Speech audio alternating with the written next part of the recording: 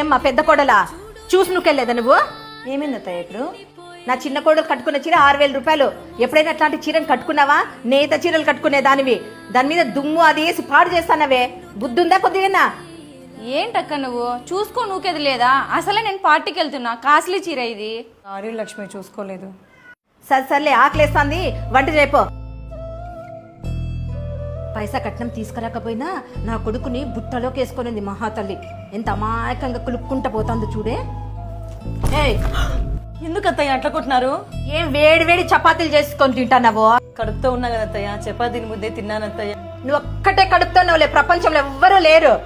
అయినా వేడి వేడి చపాతీలు ఏందే? పొద్దున్న ఎవరు తింటారు? మీ నాన్న వచ్చి తింటాడా? ఎందుకు అత్తయ్య ప్రతిదానికి పుట్టింటి వాళ్ళని తీసుకొని వస్తారు? ఏమనంటే నన్ను అత్తయ్య, ఇప్పుడు నేను చపాతీని కూడా సరేలే అత్తయ్య, సద్దనమే తింటాలేండి. అత్తయ్య చపాతీలు చేసినట్టున్నారే, ఆడ చూస్తే చపాతీలు లేవే. ఇదో ఈ మహాతల్లి తింటాంది.